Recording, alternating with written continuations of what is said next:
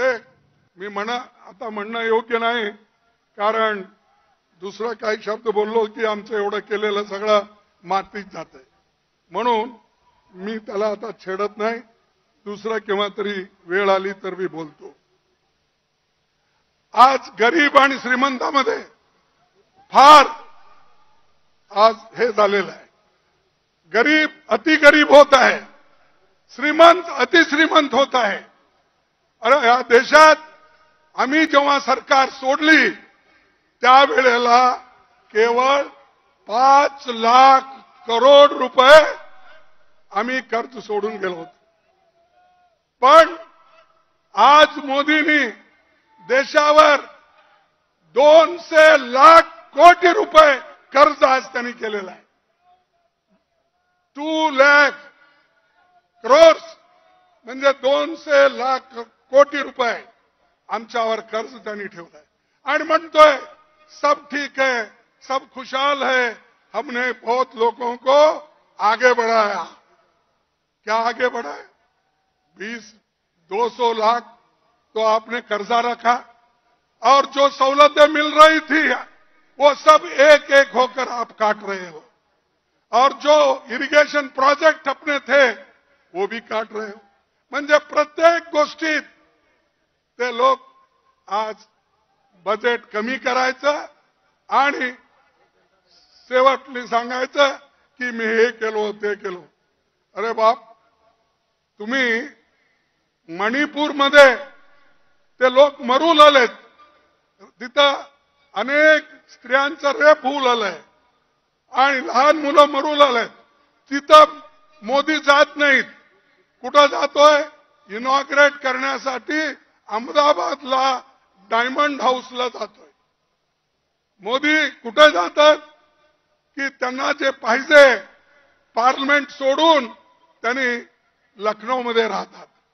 अरे एकीकडे पार्लमेंट आहे चाललेलं आहे, दुसरीकडे प्राईम मिनिस्टर होम मिनिस्टर हे बाहेर फिरतात.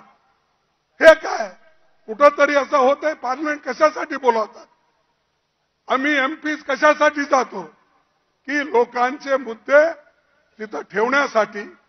लोक आता काय अनएम्प्लॉयमेंट आहे, बेरोजगारी जे आहे, तसंच जे इन्फ्लेशन आहे, हे सगळ्या गोष्टी आणि आपल्या किसानांचं फार्मर्सचं हे प्रश्न तिथं ठेवण्यासाठी आम्ही जातो. पण तिथं प्रधानमंत्री पायच ठेवला नाही, राज्यसभेत तरी पाय ठेवला नाही, मला वाटतंय लोकसभेमध्ये सुद्धा पाय ते ठेवलेच नाही. म्हणजे एवढी घृणा लोकसभेबद्दल राज्यसभेबद्दल आहे. आणि त्यांनी आम्हाला डेमोक्रेसी शिकवतोय.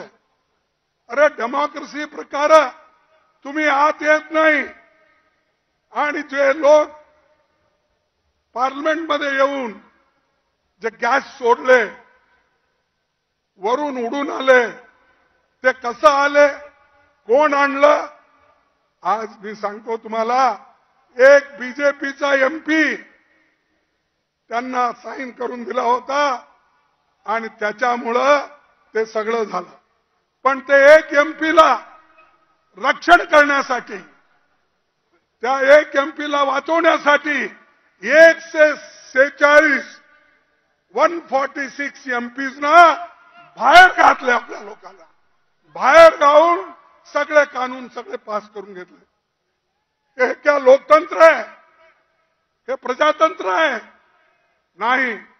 नाही तर तुम्हाला त्यांना लेसन शिकवावं लागतंय, धडे शिकवावं लागतंय. तुम्ही जर त्यांना धडा नाही शिकवला पुन्हा हेच करणार. तो हे आता जसं आपले राहुल गांधीजी सांगितले, इंडिया अलायन्स हे एक होऊन बीजेपीच्या विरुद्ध आम्ही फाईट करणार आहोत. आणि इंडिया अलायन्स एक झालं तर बीजेपी कुठेही तुम्हाला दिसणार नाही. अशी शक्ती या इंडिया अलायन्स मध्ये आहे. पण त्याला कसं खतम करावं, आमच्यामध्ये कसं डिवाइड करायचं ते त्यांनी सुरू केलंय. आतापासून काय काय करता मंत्र मला माहित नाही, कारण हैदराबादमध्ये एक स्पीच मी